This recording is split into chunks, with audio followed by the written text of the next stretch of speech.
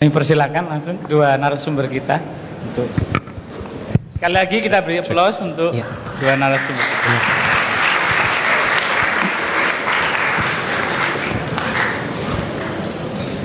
Harapan saya Bapak Ibu Saudara sekalian sebagai moderator, meskipun paparan tadi sudah cukup jelas, saya harap ada bagian-bagian yang belum cukup jelas atau yang memancing keingintahuan lebih jauh. Dan saudara-saudara yang merasa demikian tidak membawa pulang pertanyaan-pertanyaan itu, tapi ditanyakan sekarang ya. Moderatornya sudah dari jauh Bapak Ibu sekalian. Ya, saya pikir kita menurut schedule tinggal 30 menit saja. Baiknya kita manfaatkan sebaik-baiknya. Saya akan langsung berikan kesempatan bertanya. Kita akan bagi dua pertanyaan lisan dan pertanyaan tertulis. Bapak Ibu Saudara sekalian yang sudah menuliskan pertanyaan bisa langsung segera diserahkan ke panitia. Kemudian Bapak Ibu Saudara yang ingin bertanya lisan, ada 6 titik mic ya di lorong-lorong ini. Bapak Ibu Saudara sekalian bisa memanfaatkannya langsung bertanya. Oke. Ya, mulai saya persilahkan dari satu-satu. Oke, sebelah sana satu, sini satu dulu ya. 4 pertanyaan dulu, yang pertanyaan langsung. Silakan Bapak. Silakan. Ya. Nama, asal gereja atau pelayanan, Bapak. Terima kasih, Pak. Nama saya Darmawan dari Gereja GKJW Simomulyo di Surabaya. Pertanyaan yang pertama mungkin agak ditertawai kepada Dr. Pirantus mengenai batu ponari, Pak. Saya terus terang bingung, apakah itu memang betul-betul ada khasiat yang diciptakan oleh katanya pakai beledek halilintar. Itu yang pertama, mau dijelaskan, Pak. Kemudian yang kedua, pada saat peristiwa G30S tahun 1965 yang di Indonesia banyak pembunuhan, itu ada muncul komet, Pak. Kemudian juga pas peristiwa kelahiran Tuhan Yesus juga ada bintang timur, itu ada komet juga. Namun yang belum kami tanyakan ialah masalah perang Irak. Apakah dulu juga ada gejala-gejala alam yang mungkin Bapak bisa jelaskan, dan yang akan datang yang berkaitan dengan komet-komet tadi yang sifatnya perang antar bangsa atau pembunuhan manusia. Terima kasih, Pak. Satu lagi dari sebelah sini, deret sini kalau ada. Baik, selamat sore. Perkenalkan, nama saya adalah Aron Mantiri, alumni Universitas Merdeka Malang. Yang saya ingin tanyakan langsung kepada Pak Airatus Radiman. Tadi Bapak mengaitkan dengan dinosaurus dan arkeologi di Amerika. Yang saya ingin tanyakan, mungkin bisakah dikaitkan dengan perspektif teologis tentang dinosaurus dengan manusia purba, atau berkaitan dengan teologi sains penciptaan ya? Itu aja mungkin pertanyaan saya, karena saya ingin tahu apakah benar-benar bisa pandangan dari saintifik sama teologis tentang sains penciptaan. Terima kasih. Ya. Ya.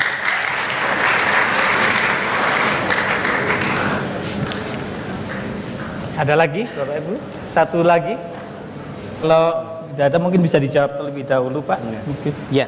Yang pertanyaan pertama mungkin Ya. Bapak Tadiman, yang kedua bisa berdua menjawabnya. Ya. Baik. Pak, siapa tadi Bapak? Bapak, saya terharu mendengar Bapak bertanya seperti itu. Batu Ponari. Iya, Pak Ponari. Tanya Batu Ponari. Batu Ponari. Betul.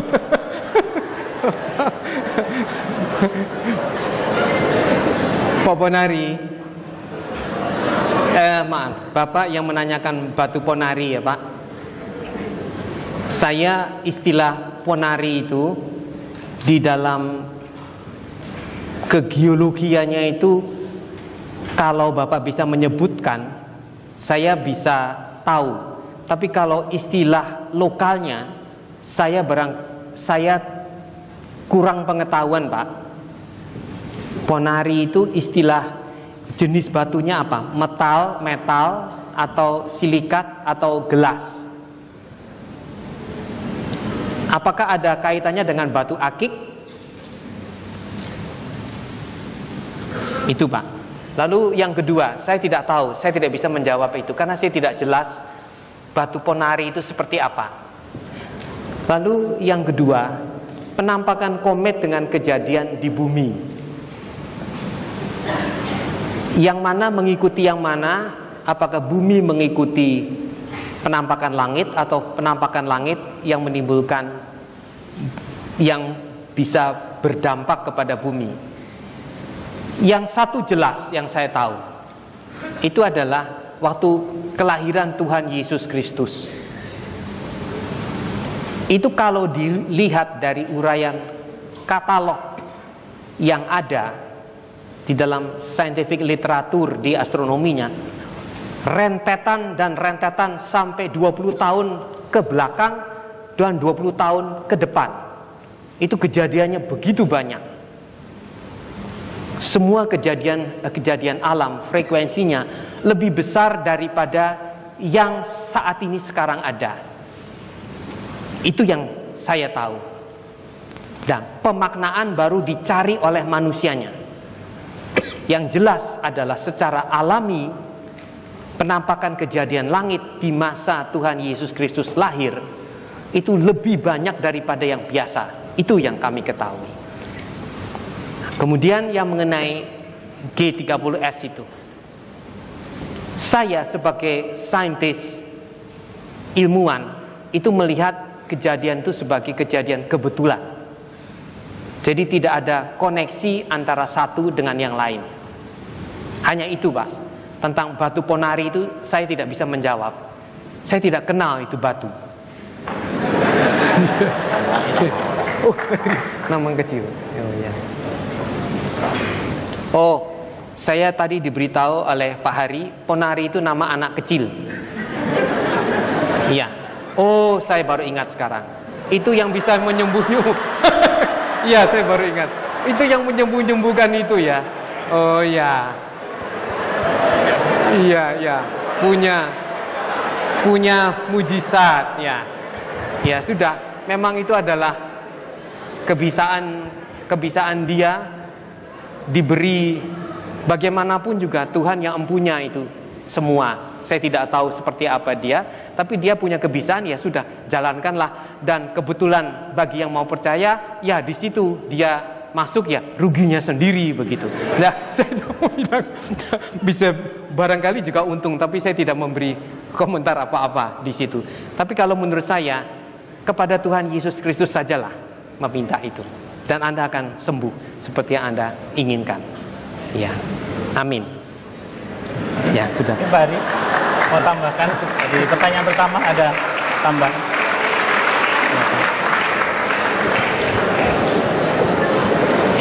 Kalau kaitannya dengan bintang atau komet yang di dalam zaman Tuhan Yesus, saudara, memang saya setuju dengan apa yang dikatakan oleh seorang tokoh reformasi yang bernama John Calvin.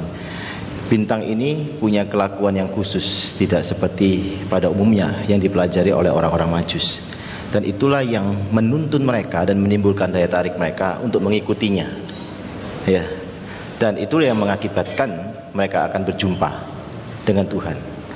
Dan kesimpulannya adalah inilah cara Tuhan menggunakan ciptaan yang lain, bintang, untuk menuntun seseorang berjumpa dengan dirinya. Ya, ini disebut mujizat oleh Calvin. Jadi bintang itu punya kelakuan yang khusus sehingga menimbulkan daya tarik yang sangat kuat bagi orang-orang Majus. Dan itulah yang menuntun mereka berjumpa dengan Kristus. Ya. Soal ponari, saudara, nanti kita seminar sendiri, saudara. Oke, mungkin pertanyaan kedua juga Pak Hari lebih dulu, tidak apa-apa. Perspektif teologis keberadaan makhluk besar. Iya. Alkitab memang berbicara tentang makhluk besar, Leviathan dan sebagainya yang keluar dari laut dan sebagainya. Istilah dinosaurus itu adalah kemudian, saudara, ya. Jadi itu menyusul. Apakah Leviathan yang dimaksudkan oleh Alkitab itu adalah dinosaurus, ya? Tetapi saya ingin menggarisbawahi begini, saudara. Kalau ditanya tadi antara sains dan teologi, ya, berkaitan dengan penciptaan, ya, bahwa kita sebagai orang-orang percaya memang memegang prinsip firman Tuhan bahwa manusia ini diciptakan, ya, baik secara fisiknya maupun rohnya itu berasal dari Allah. Kita menolak teori daripada Darwin setelah dia merumuskan satu bukunya, ya, tentang The Origin of Species. Pada waktu Darwin mencoba merumuskan dari hasilnya, ya, tapi sebenarnya itu bukan dari pemikiran Darwin tapi Lamarck, ya. Kemudian dia melanjutkannya dan membuahkan pemikiran penolakan kepada penciptaan. Saudara, yang perlu dicatat di sini adalah Darwin menyangkali eksistensi, ya, bahwa Allah yang menciptakan manusia dengan dia mengambil satu teori, ya, melalui satu spesies menghasilkan, ya, yang disebut manusia dalam satu proses perubahan yang ada, ya. Tetapi jangan lupa teori Darwin sendiri terpatahkan oleh pengetahuan atau sains sendiri, saudara. Nah, kita lihat, saudara, bahwa kemudian teori ini, ya, mengalami sesuatu hal yang diterima oleh kelompok-kelompok tertentu, dalam hal ini oleh Roma Katolik, ya, sehingga Roma Katolik menyebut, ya, teori Darwin ini dia mengambil sebagian saja, maka disebut teori yang disebut teistik, ya. Jadi evolusi teistik, evolusinya secara jasmani itu dia mengikuti teori Darwinnya. Teistiknya dia menganggap bahwa roh itu diberikan oleh Allah, terjadi pencampuran. Pertanyaannya, mengapa kelompok Roman Katolik menerima teori Darwin dengan cara demikian? Karena kegagalan mereka pada waktu tercetusnya satu teori daripada Kopernikus mengatakan bahwa matahari sebagai pusat daripada alam semesta ini dan bumi berputar. Maka Paus Urban ke-6 menghantam Kopernikus dan menganggap ini satu penyesatan. Dan kemudian teori daripada Kopernikus dilanjutkan oleh Galileo Galilei pada abad ke-15 dan 16. Dan kemudian Galileo pun dianggap sebagai penyesat besar. Dan pada akhirnya teori yang dikembangkan Kopernikus maupun Galileo sama sekali tidak bertentangan dengan Alkitab. Dan mengakibatkan maka beberapa abad kemudian barulah terjadi pengakuan daripada kelompok Roma Katolik mengakui kesalahannya. Tetapi kemudian mereka pada abad 19, pada waktu muncul teori evolusi, mereka di dalam ketakutan, takut menghantam itu sebagai kesesatan, maka mereka mencampur adukan, maka memunculkan satu penyesatan yang baru. Maka teori evolusi teistik yang dikembangkan oleh kelompok ini adalah sama sekali bertentangan dengan firman Tuhan. Ya. Ya. Itu pendapat saya. Nah, kalau timbul pertanyaan, orang mengatakan, mengapa ada ilmu semacam Darwin tersebut yang bertentangan dengan, ya, firman Tuhan? Saudara, itu tidak menunjukkan hakikat daripada ilmu dan iman bertentangan, tidak. Itu menunjukkan kondisionalnya. Dan kondisional ini disebabkan oleh Kejadian pasal 3, kejatuhan manusia. Maka kecenderungan manusia adalah menghantam kebenaran, bukan menyelaraskan diri untuk datang ke dalam kebenaran, tidak, karena itu konteks natur dosanya. Jadi hakikatnya ilmu dan iman itu tidak mungkin bertentangan, karena iman berasal dari Tuhan dan ilmu pun berasal dari Tuhan.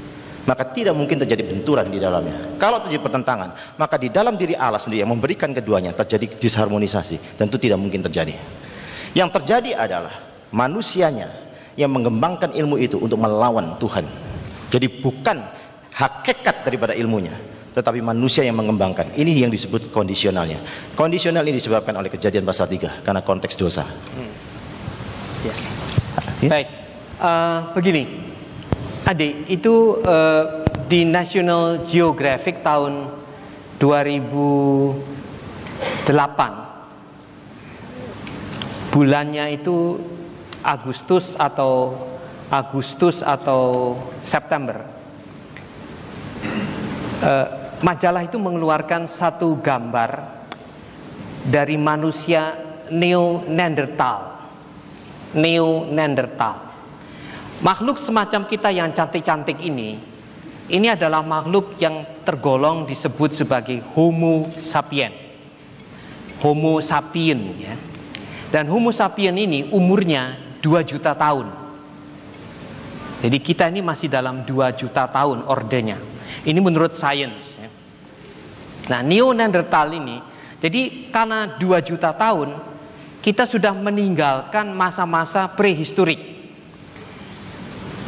Masa-masa dinosaur itu 250 juta tahun yang lalu. Jadi jauh sekali kita. Kalau menurut sains, kalau kalau dinosaur itu masih ada, sulit manusia hidup. Sulit sekali posisi untuk manusia. Itu harus diselesaikan dahulu, baru tumbuh spesies yang baru ini. Nah, Neanderthal ini adalah dalam ukuran yang disebut sebagai manusia raksasa. Saya tidak tahu istilah di dalam Alkitab kenapa juga memakai nama manusia raksasa. Nah, pertanyaannya sekarang, apakah di dalam National Geographic itu disebutkan Neanderthal itu hidup dengan Homo sapiens? Tidak. Ternyata mereka hidup di dalam dua lokasi yang berbeda. Neanderthal ini wujudnya tidak bagus, tapi rambutnya pirang, blond. Sedang Homo sapiens ini bentuknya seperti wujud-wujud yang kita melihat dari keadaan-keadaan yang lalu, seperti di daerah Mesopotamia, ya tidak bisa disamakan dengan orang-orang Irak seperti sekarang, tapi bentuknya itu lebih halus. Nah, lalu kejadiannya adalah Neanderthal ini punah, tapi Homo sapiens tidak punah. Ilmuwan berteori bahwa kematian dari Neanderthal ini adalah porsi otaknya itu lebih kecil volumenya dibandingkan dengan Homo sapiens. Dan ketika ditelaah dari hasil-hasil peninggalan Neanderthal tadi, bagaimana mereka hidup, ternyata memang didapat suatu keperbedaan, yaitu di dalam artefaknya, di dalam cara mereka melakukan ritual, itu berbeda sekali dengan Homo sapiens. Jadi sepertinya Homo sapiens ini itu punya satu kelebihan yang tidak tahu datang dari mana, memiliki ritual-ritual atau burial-burial, bagaimana katakan bagi yang sudah meninggal, bagaimana menguburkannya dan seterusnya, jauh lebih sophisticated, lebih canggih daripada Neanderthal. Jadi saya berpikir kadang-kadang ya, apakah karena kepintaran otak yang lebih pada si Homo sapiens ini membuat dia bisa survive? Itu bisa jadi. Saya pikir satu kelebihan yang diberikan oleh Tuhan untuk melakukan satu jawaban, respons terhadap lingkungan yang tadi dikatakan Pak Hari berubah terus. Dan ternyata Homo sapiens bisa melakukannya. Itu saya pikir itu perbuatan Tuhan yang ajaib. Itu jawabannya dia. Jadi mengenai dinosaur itu masa lalu. Jadi tidak ada pada saat itu. Ada binatang-binatang, katakan saja mamut, binatang-binatang singa ataupun macan yang bertaring besar itu, Anda bisa melihat di dalam 50.000 tahun sebelum Kristus itu ada binatang-binatang seperti itu. Tapi lama-kelamaan mereka punah, kalah bersama dengan binatang-binatang lebih kecil dalam spesies yang hampir sama, tetapi lebih giat, lebih aktif ketika mereka untuk melawan tantangan hidup tadi. Adaptasinya tuh lebih jago. Itu saja. Kenapa mamut dan lain-lain itu langsung punah? Ya, karena kalah di dalam survival. Ya, begitu. Ya, baik Bapak Ibu, Saudara, kita melihat beberapa pertanyaan secara tertulis. Ini sangat banyak. Ya, saya harus menyeleksi beberapa untuk mewakili beberapa yang banyak ditanyakan. Ini kepada Bapak Hari, pertanyaannya begini, Kristus belum datang karena belas kasihan dan kesabaran atau karena waktunya yang belum tiba? Mungkinkah jadwal ilahi soal waktu bisa bergeser atau dengan alasan ditunda atau bagaimana? Mohon penjelasan Pak Hari. Itu yang pertama. Yang kedua kepada Pak Hari, di dalam 2 Petrus dikatakan bumi berasal dari air. Mencairnya es di kutub juga seolah-olah menyatakan bumi akan hanyut seperti kejadian Nuh. Bagaimana tanggapan Bapak tentang Kejadian pasal 8 ayat 21 bahwa Tuhan tidak akan membinasakan lagi segala yang hidup, maksudnya dengan air bah seperti itu. Ya, ini mohon tanggapan dari Pak Hari. Oh, satu lagi Pak Hari, tentang Yerusalem baru di bumi ini. Itu terjadinya apakah di bumi ini? Ya, mungkin penjelasan mengingat bumi ini akan mengalami seperti yang disampaikan dalam eksposisi sampaikan 2 Petrus tadi, akan mengalami kehancuran. Ya, bagaimana kira-kira peristiwanya? Mohon penjelasan. Jadi 3 hal itu kepada Bapak Hari, yang kepada Bapak Iratius mohon dijelaskan beberapa istilah ini, Bapak. Ya. Tentang black hole. Ya. Ya, lubang hitam. Apakah lubang hitam itu menyedot bintang-bintang, Ya. menarik bintang-bintang, dan kemana tujuannya? Mohon dijelaskan juga tentang ini, Pak, corona. Ini ada pertanyaan, aktivitas apa saja yang terjadi di corona? Ya. Saya sendiri kurang jelas corona ini bagaimana. Ini mungkin penanyanya juga cukup memahami Ya. istilah astronomi. Ya. Juga mengenai planet Venus. Apakah benar matahari terbit dari barat, tenggelam di timur, Ya. di Venus?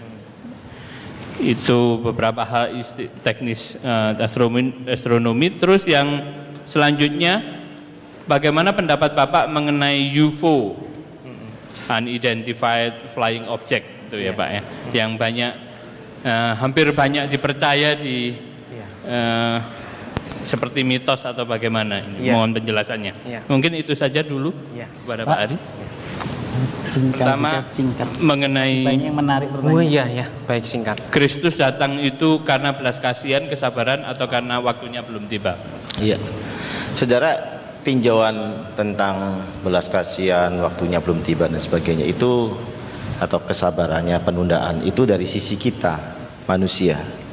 Ya. Tapi dari sisi Tuhan, Tuhan punya deadline. Kita nggak tahu deadline-nya kapan. Dan tidak ada satu rencana Tuhan yang tergeserkan atau pernah dia tunda atau dia rubah, nggak ada. Ya, Tuhan tidak pernah merubah rencananya, saudara. Ya, peninjauan manusia saja bisa melihat itu seolah-olah terjadi penundaan, padahal tidak. Ya, jadi tidak. Jadi itu bahasa kita di dalam memahami sepertinya terjadi kondisi dalam tanda kutip ya penundaan itu. Tetapi itu sebenarnya adalah bagian daripada rencana Allah juga. Ya. Itu yang dimaksudkan. Terus berikutnya. Ya, mengenai air bah. Air bah. Apakah air bah akan terulang? Ya. Bagaimana? Saudara perlu dicatat di dalam Kejadian pasal 8 ya, ayat 21, 22 maupun Kejadian pasal 9 ayat 8 sampai 17. Memang Allah janji ya, tidak akan memberi banjir seperti itu lagi. Kejadian 8:21. Memang benar. Ya. Jadi perhatikan di sini, saudara. Kalau kita lihat bahwa itu bukan meniadakan bahwa banjir itu tidak akan datang, bukan. Yang seperti air bah tidak mungkin terjadi lagi. Ya. Jadi yang sekarang ini terjadi itu tidak ada apa-apanya dibandingkan air bah. Sudah mengerikan, mengerti? Jadi yang terjadi sekarang ini, saudara, banjir yang begitu dahsyat, itu masih belum seberapa dibandingkan air bah. Karena tidak mungkin Tuhan akan mengingkari sendiri apa yang dia perintahkan atau dijanjikan, tidak mungkin. Ya. Perhatikan Kejadian 8 ayat 21 kan, seperti yang telah kulakukan. Jadi dia tidak akan mungkin memberi banjir seperti banjir. Jadi kesimpulan kita, banjir biasa masih akan terjadi, tetapi banjir seperti banjir air Nuh bah tersebut pada zaman Nuh, ya, itu tidak akan terjadi lagi. Yang tidak akan terjadi lagi seperti air bah saja sudah sangat mengerikan, saudara. Saya tidak dapat membayangkan pada waktu zaman Nuh air bah itu terjadi. Saya tidak bisa membayangkan. Nih, kalau tadi kita lihat ada satu film 2012 ditayangkan begitu rupa, saudara, bagaimana di gunung saja bisa terjadi banjir seperti itu. Tapi saya katakan itu tidak sedahsyat tetap air bah. Saya pikir itu bisa mengambil dari satu insight kitab Kejadian pasal 8. Dia membayangkan itu seperti seolah-olah air bah, tetapi kedahsyatannya dalam universalnya tidak akan seperti air bah. Air bah itu seluruh dunia yang terjadi. Itu hanya wilayah di Himalaya saja. Seperti itu. Ya. Mengenai Yerusalem baru tadi di bumi ini atau bagaimana? Mengenai mungkin kaitannya dengan tadi saksi Yehova atau di mana? Saudara, bahwa memang Tuhan itu menyediakan tempat kita di surga. Nah, ini persoalannya yang sering kali menjadi diskusi para teolog adalah apakah surga itu adalah semacam dunia yang sudah dipulihkan dan diperbaharui. Di antara teolog-teolog Injili pun, saudara, ada yang punya anggapan bahwa dunia ini akan menuju kepada satu titik kehancuran yang akan dipulihkan, dan disitulah nanti semua makhluk yang sudah diperbaharui oleh kebenaran Injil ini, mereka akan tinggal di dunia yang sudah dipulihkan. Tetapi saya mengatakan tidak demikian. Saya punya pendapat bahwa memang ada tempat di surga yang berbeda dengan dunia ini yang Tuhan sediakan untuk kita. Dan saya tidak mengatakan bahwa surga itu suasana, tidak. Surga itu bicara soal tempat sekaligus suasana di dalamnya. Ya. Karena itu seringkali terjadi perdebatan di antaranya. Ya. Itu pendapat saya. Ya, terima kasih Pak Ignatius. Ya. Pertanyaan tadi. Baiklah, ada yang bertanya tentang black hole ya. Jangan masuk ke black hole. Nanti kalau kita masuk ke black hole, kita jadi makin panjang, terus kemudian kita mati. Jadi kita ditarik, ya. Jadi di spread out, ditarik begitu, makin panjang, lalu kita mati. Di black hole itu adalah satu situasi kalau benda seperti sebuah bintang yang besar yang bisa menelan ratusan juta matahari itu tiba-tiba mengerut yang disebut sebagai gravitasi kolaps, keruntuhan gravitasi menuju ke titik pusat dari si bintang. Nah, pada saat itu apa yang terjadi? Tidak ada kekuatan yang bisa menahan pengerutan itu. Semua materi itu melesak ke dalam, dan pada akhirnya wujud bintang itu atau benda itu hilang dari pandangan. Nah, pada waktu yang bersamaan, ruang yang ada di sekitar bintang itu ikut juga melekuk. Ini susah membayangkan di dalam 3 dimensi, tapi dalam bidang 2 dimensi kita bisa membayangkan tuh. Bayangkan saja kalau ada bidang datar, lalu saya taruh sebuah kelereng, saya tekan terus ke bawah, lama-lama jadi jembluk kan? Jembluk. Nah, pada saat itu ternyata seperti ada sebuah lubang di dalam bidang 2 dimensi tadi, dalam tanah datar tadi. Kemudian dia masuk, menghilang. Nah, saat yang aneh di sana, tidak ada satupun benda yang bisa lepas dari dia. Begitu ada di dalam cakrawala daerah yang disebut sebagai horizon dari black hole. Jadi semua benda itu akan terisap. Bahkan cahaya pun sekali. Foton itu cahaya, namanya sinar, itu juga tidak bisa keluar, ikut juga terbawa masuk. Nah, yang menarik di dalam sistem seperti ini, dalam tarikan ruang yang hebat ini, bisa kejadian yang sangat aneh. Skala waktu dari ruang itu bisa berubah menjadi skala ruang, sedang skala ruangnya berubah jadi skala waktu. Anda pasti pusing. Pasti pusing ya.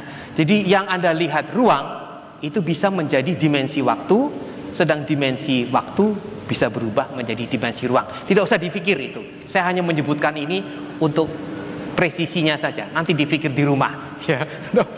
Atau nanti tulis surat kepada saya atau apa ya. Nanti ada Pak moderator bisa menyampaikan. Nah, kemudian tentang Venus. Wah, enak di Venus.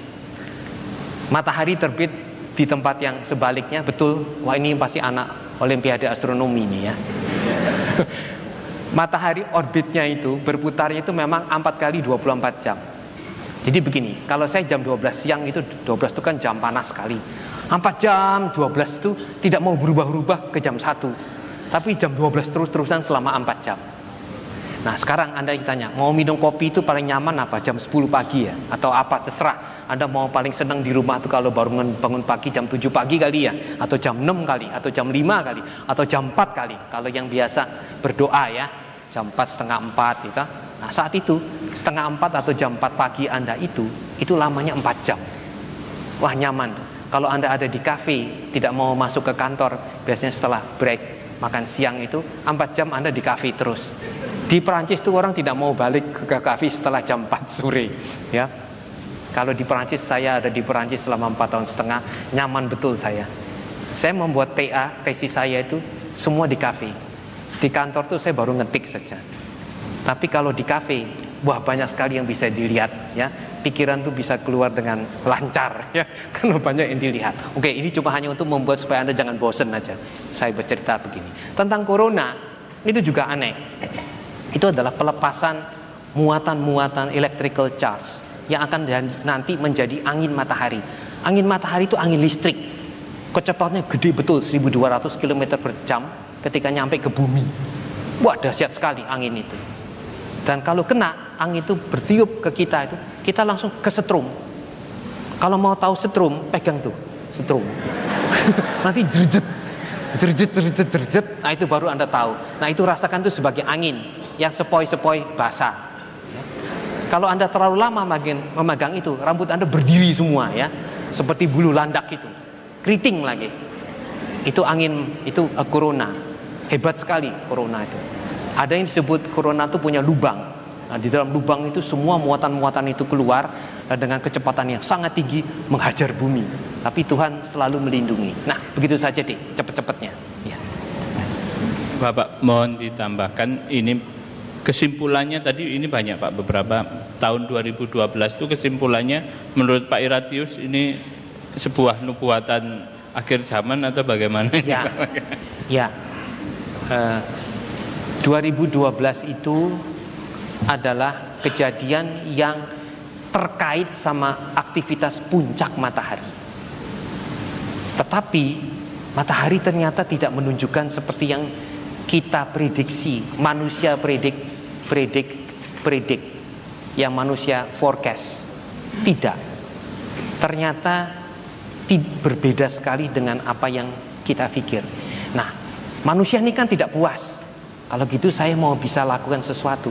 Dia caranya apa? Bikin model namanya, model matematik berdasarkan data-data yang lalu-lalu, siklus 23, siklus 5, 22, 21, terus begitu sampai ratusan tahun ke belakang sampai 1000 tahun, 1700. Dari situ dia bisa ngelihat kalau begini behavior, sifat laku perawakannya matahari seperti ini, berarti siklus 24 ya seperti ini, salah satu dari apa yang sudah pernah dia alami.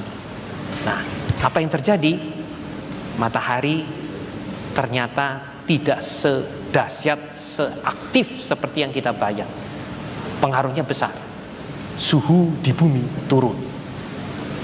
Dan nanti kalau suhu di bumi turun, akan terjadi peliputan awan di bumi. Awan meliput seluruh bumi. Kalau ini betul, ini prediksi lagi ya. Dua macam awan ada. Awan yang bawa air dan awan yang tidak bawa air. Yang tidak bawa air, tidak kena matahari terus-terusan, langsung suhu melonjak turun.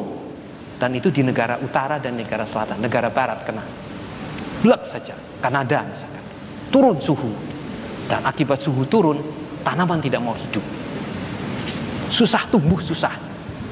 Nah, sementara yang daerah yang kena awan, liputan awan yang banyak uap air, hujan turun. Ya sudah pasti, apalagi seperti Indonesia, banjir. Kalau ekologinya tidak betul. Makanya perlu rakyat itu perlu diberitahu sungguh-sungguh untuk menjaga lingkungan, jangan buang sampah, sungai itu harus dikeruk semua agar bisa supaya lancar. Nah, tentunya teman-teman bertanya, wah kalau gitu gimana? Macam-macam. Ya bisa saja kalau hujan terus menerus, lama-lama ya bisa naik. Indonesia diperkirakan sekarang dengan tanpa mengetahui ini, Pak Ibil Salim sudah bilang 3.000 pulau terancam tenggelam. Tahu istilah terancam tenggelam di dalam surat kabar itu? Artinya apa? Pulau yang tadinya 700 km diameter garis tengah itu cuma ketinggalan 70 meter, 630 meter di dalam air. Oke, terus-terusan habis-habis nanti ya. Ya. Baik. Mungkin ada 1-2 penanya secara langsung ingin menyampaikan pertanyaannya. Saya persilakan. Ya, satu di sana, Bapak, silakan. Ada lagi dari sebelah kiri saya?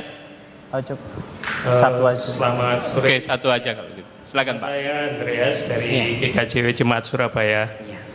Yang saya ingin tanyakan kepada Bapak Iratius, di kitab Yosua ada satu kejadian di mana di Yosua 10 ada satu kejadian di mana Yosua dan bangsa Israel berperang di Gibeon. Itu Yosua meminta kepada Tuhan untuk matahari berhenti di atas Gibeon. Iya. Dan hal itu tuh terjadi hampir 1 hari kalau nggak salah. Iya. Bagaimana pendapat Bapak, keterangan dari Bapak tentang hal ini? Iya. Terima kasih. Jawab saja. Baik Pak, terima kasih Bapak mengangkat pertanyaan yang penting itu. Pada waktu bencana Aceh, bumi berhenti bergerak 0,01 detik. Gak ada yang tahu ya. Waduh, waktu bencana Aceh nge-stout 0/100 detik bumi itu berhenti berputar. Matahari diem selama 1/100 detik. Itu contoh kecil. Tahu apa yang terjadi? Semua gemetaran, termasuk saya. Karena kalau matahari berhenti berputar, gaya sentrifugalnya hilang. Mataharinya langsung melorot masuk lebih dekat ke matahari. Seperti jatuh, blem begitu. Sungguh menakutkan, jangan sampai matahari berhenti ataupun bumi berputar. Karena matahari berhenti itu berarti buminya berputar, berhenti berputar. Bahaya betul itu. Saya malah ketakutan. Kalau itu berhenti 1 detik, kita bisa lebih detik, bisa lebih dekat. Jarak matahari itu 150 juta kilometer. Kita bisa ketinggalan 140 juta kilometer, 10 juta kilometer hilang. Panasnya bisa sampai mendadak sontak bisa 2-3 kali dari panas sekarang. Habislah kita. Jadi bahwa kalau sampai terjadi 1 hari, itu adalah blessed dalam Tuhan itu. Bisa tidak terjadi apa-apa. Saya apa yang dikatakan Alkitab, Pak, pemahaman-pemahaman seperti itu, kita terima saja dulu.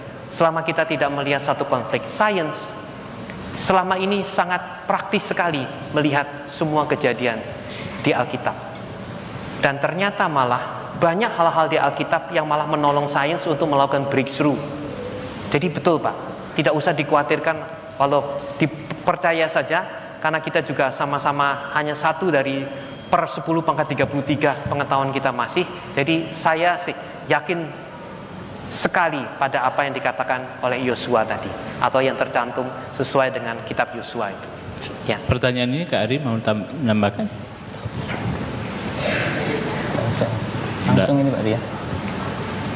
Nggak bisa. Oke. Bapak Ibu Saudara sekalian, kita kehabisan waktu ya. Tapi saya akan ada 2 pertanyaan. Nanti pertanyaan-pertanyaan yang tidak terjawab nanti akan ditayangkan email kedua narasumber kita. Mungkin bisa berinteraksi langsung. Ada 2 pertanyaan terakhir yang saya pikir sangat esensial bagi sesi kita atau tema kita hari ini yang akan dijawab terakhir oleh 2 narasumber kita. Yang pertama, mungkin juga buat berdua, Pak Hari maupun Pak Radiman. Kalau tanda-tanda zaman itu, akhir zaman itu sudah dinubuatkan oleh Alkitab, dan melalui paparan presentasi Dr. Radiman tadi bisa dijelaskan ternyata itu juga lewat hal-hal yang natural, aktivitas alam semesta, juga kondisi bumi, lempeng-lempeng dan sebagainya. Jadi secara natural dan sudah dinubuatkan. Pertanyaannya, apa perlu bagi kita itu menahan-nahannya? Peristiwa-peristiwa yang terjadi di bumi, kerusakan bumi. Tapi oleh penanya juga dirasa dijawab iya. Kalau iya, apa yang harus dilakukan manusia untuk dapat berperan aktif mengurangi terjadinya kerusakan bumi? Iya. Ya, nanti yang terakhir mungkin diakhiri dengan pertanyaan yang disampaikan Pak Hari tadi mengenai hamba-hamba Tuhan atau anak-anak Tuhan yang mencoba meramal akhir zaman, dan sikap kita yang tepat harusnya bagaimana terhadap nubuatan itu. Iya, baik. Ya, begini. Satu, ada Earth Hour bukan? 1 jam matikan lampu. Tahu apa yang terjadi 1 jam mematikan lampu? Selama 1 jam itu PLN itu bisa menghemat biaya listrik atau hampir 1/4 miliar. Kalau semua orang mau mematikan lampu, dan 999 desa tertolong. Tak nyangka kita 1 jam mematikan lampu. Sekarang dilakukan oleh seluruh beratus juta penduduk yang ada di sana, itu semua setuju ikut. Kemarin 28 Maret Earth Hour itu dilakukan. Hal yang kecil. Kedua, coba bikin lubang di tanah Setiap rumah sekarang bikin lubang di tanah 1 meter, gali, bikin biopori, pasti perkantas pasti tahu. Bikin lubang, tumpuk dengan sampah organik, masukkan ke dalamnya. Setiap orang di rumah. Kemudian timbun dengan sampah, tutup agar tikus jangan masuk, sehingga tikusnya tidak mati di dalam. Jika nanti Anda bau ini, jadi repot gini. Hidupkan kembali cacing tanah. Tolong beliau, tolong cacing-cacing itu.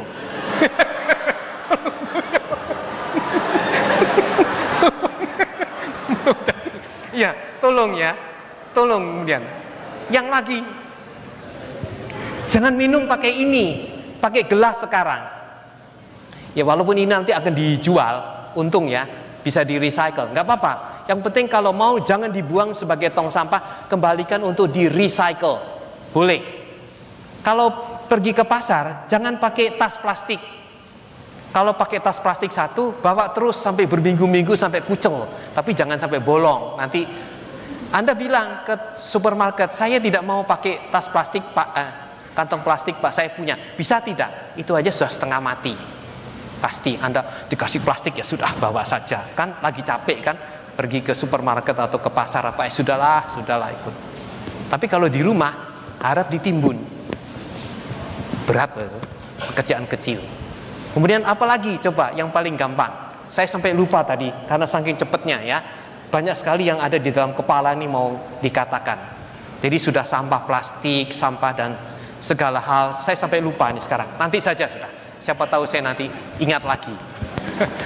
Dari segi teologis, ngapain ini semua harus dilakukan Pak Hari? Kalau toh bumi memang akan hancur dan memang sudah dinubuatkan. Oh Tuhan. tidak, Anda itu harus menyelamatkan orang lain, bawa kabar keselamatan.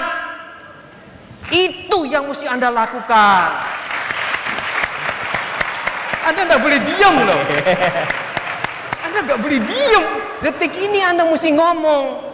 Ingat ya, ini kebetulan dalam ruangan satu ya. Saya sampai berdiri nih karena excited. Tahu? Saya tidak tahu. Pak Hari boleh mendiskusikannya nanti dengan saya.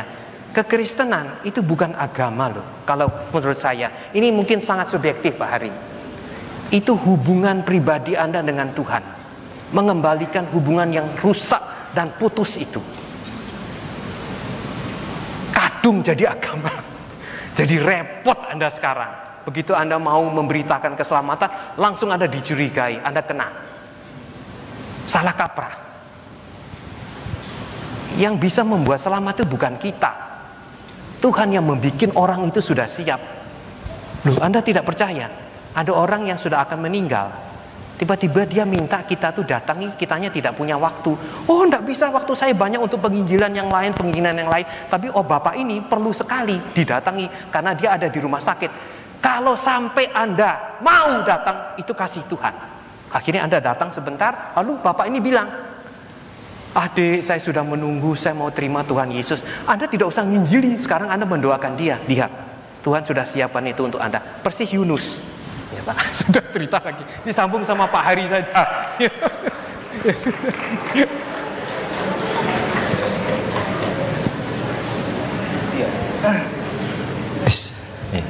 Saudara, mandat budaya yang dikatakan oleh firman Tuhan dalam Kejadian 1:28 adalah mandat yang terus harus dikerjakan walaupun terjadi peristiwa Kejadian pasal 3. Nah, mandat itu hanya mungkin dikerjakan sampai kepada tujuan-tujuan Tuhan kalau terjadi mandat Injil itu menyentuh hidupnya. Jadi pada waktu manusia jatuh dalam dosa, itu bukan hanya manusianya saja yang rusak, tapi seluruh alam juga ikut rusak. Dan alam ini sudah dikendalikan oleh manusia-manusia yang berdosa, yang begitu tamak dan serakannya. Oleh sebab itu, justru wujud daripada pertobatan yang terjadi adalah manusia bertanggung jawab terhadap lingkungannya di dalam pelaksanaan mandat budaya yang ada dalam Kejadian 1:28. Jadi saya pikir kalau ada unsur kesengajaan, toh bumi akan dihancurkan oleh Tuhan, ya ngapain kita bersusah-susah memeliharanya? Saudara, kita tidak tahu bagaimana cara Tuhan menghancurkan dan sebagainya, tetapi Tuhan tidak pernah memberikan perintah kepada kita untuk tidak bertanggung jawab. Ya, justru di situ buah daripada pertobatan, kita bertanggung jawab dalam pelaksanaan mandat budaya, termasuk di dalamnya adalah berkaitan dengan lingkungan hidup. Oleh sebab itu, saudara, betapa pentingnya andai kata populasi Kristen yang ada di Indonesia ini memulai saja, maka akan terjadi gerakan besar di dalam pembaharuan lingkungan untuk Indonesia, dan itu punya implikasi yang besar untuk dunia. Contoh saja, ya, di dalam acara-acara semacam ini, ya, seringkali kan kita itu bawa permen, makan permen bungkusnya dibiarin tumpah. Saudara, andai kata itu masuk ke dalam saku dan kita buang pada tempat yang tepat, itu sudah menolong. Ya, itu aja hal-hal yang kecil tadi, termasuk ya yang dipaparkan oleh Pak Iratius, ya, bagaimana menumbuhkan kembali lahan-lahan yang subur lewat penghidupan kembali cacing-cacing ya tanah tersebut. Dan saya katakan seharusnya potret kekristenan itu nampak yang dibaca oleh banyak orang adalah perilaku terhadap lingkungannya. Dan ini menjadi satu kesaksian yang sangat besar. Seharusnya. Ya. Kalau gereja bisa memperagakan ini, maka ini akan punya implikasi yang sangat besar. Ya. Pertanyaan terakhir. Ya. Ada satu tambahan yang kecil. Tidak ada kaitan sama yang tadi Pak Hari bilang. Ini kita mesti aware, ya, mesti aware. Waktu Anda menjalankan misi Tuhan, terjadi sesuatu pada detik itu. Detik berikutnya terjadi sesuatu pada detik itu. Anda nanti dibukakan. Coba masing-masing orang lalu cerita, yang 1.200 orang ini masing-masing nulis apa yang sedang terjadi. Anda akan tercengang. Ayo, coba. Oke, jalani dulu. Kalau enggak, kita tidak bisa bercerita. Ya, Pak. Iya, berkaitan dengan banyaknya hamba-hamba Tuhan yang katanya menerima wahyu dan menjelaskan tentang kapannya Tuhan akan datang.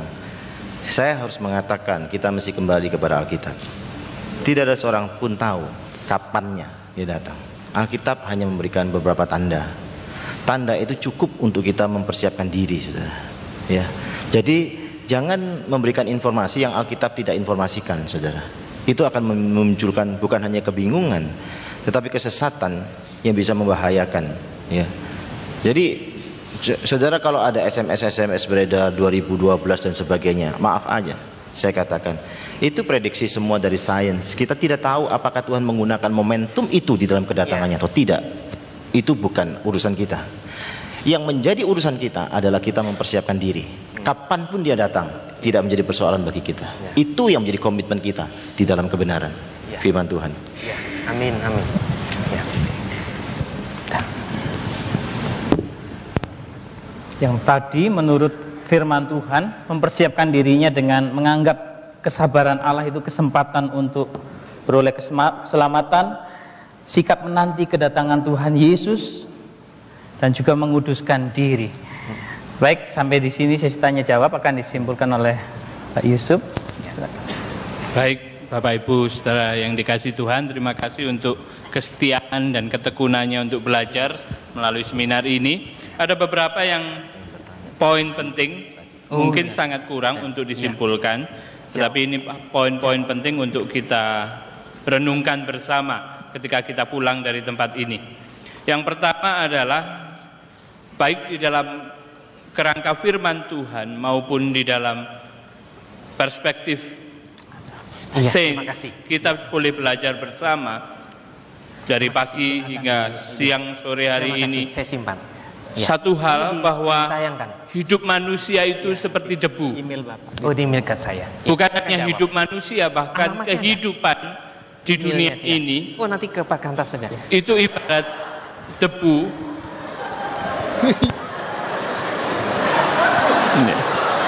Baik, kesalahan teknis. Saya ulangi, kehidupan manusia itu begitu kecil, begitu tidak berarti, begitu Alkitab katakan seperti debu. Tetapi yang indah dan yang unik tadi disajikan, bahwa Tuhan menopang, Tuhan memelihara kita, bahkan sampai dikatakan di dalam kenihilan itu Tuhan tetap memelihara kita, dan yang lebih luar biasa lagi, bahkan Tuhan rela berinkarnasi di dalam kenihilan manusia itu. Ini satu berita yang luar biasa, bahwa di tengah ketidakberartian kita tidak layak untuk kita kemudian sombong dan melupakan Tuhan. Faktanya adalah banyak manusia yang lupa dan hidup melupakan Tuhan.